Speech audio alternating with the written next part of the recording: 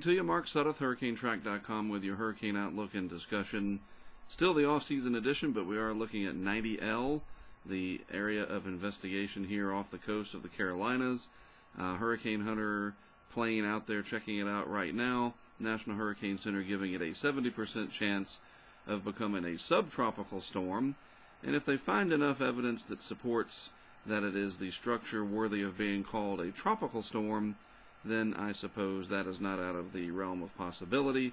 But right now, the idea is that it would be subtropical in nature, not quite the organizational structure to fit being called a tropical storm, at least as of yet. But that's why the hurricane hunters are out there checking things out at the moment. Since the satellite loop doesn't want to load, let's just go to the radar. This is what it looks like off the southeast coast as a whole. And you can see from the Outer Banks of North Carolina to just inland over parts of South Carolina, almost to the I-95 corridor here, maybe a little bit spreading over the top of it near Florence, South Carolina and beyond. A little bit of rain if we click on the radar out of National Weather Service in Wilmington, and we can isolate this image. Oh, maybe not. I forgot that some of these are in layers, and it's GIS, so we have to go to this version, and that will allow me to look at the actual PNG image, all part of trying to record what is basically a live broadcast, right? Imagine how TV people have to handle this. So here's the shower activity over the southern Outer Banks, the Wilmington area, just a few spritzes and showers now.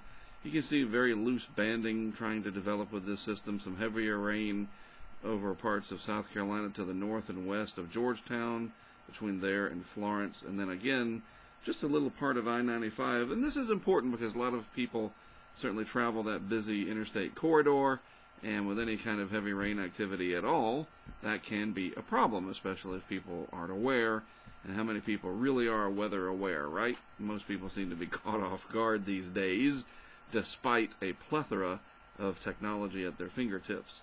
So that's what things look like. Look at that, the satellite picture animation still not loading. Maybe the Hurricane Center or GOES satellite server having a problem. But let's look at this satellite picture that I at least had saved, showing you the analysis of the wind field and a satellite radar composite. Very loosely defined low pressure center in here. Some convective activity trying to form on the east side of it. A little bit more in the way of showers and thunderstorms on the west side. And you can see the wind flow here, northeast generally towards the coast, northwest here on the back side of it, and then southerly over on the east and southeast side. Generally, as you can tell, not a very healthy looking system, and it still exhibits this comma shape to it instead of very defined spiral banding like this. I mean, you know what a tropical cyclone should look like, and we're not seeing that right now. Instead, it's sort of this loosely organized comma shape system with only isolated concentrated areas of convection or shower and thunderstorm activity, and so it is more than likely going to remain subtropical in nature.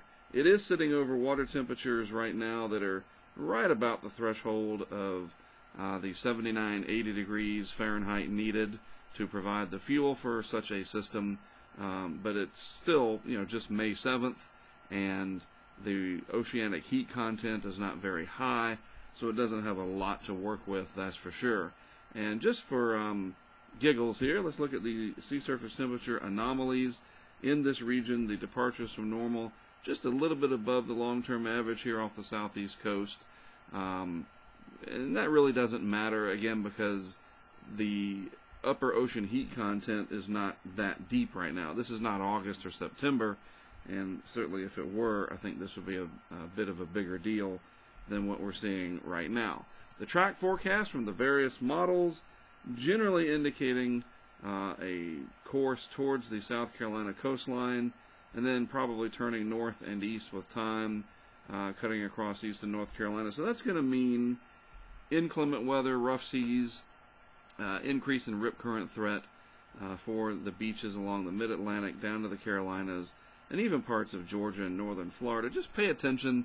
Go to weather.gov, put in your zip code, and look for any red bulletins up at the top, and that'll tell you what you need to know, especially for your local area.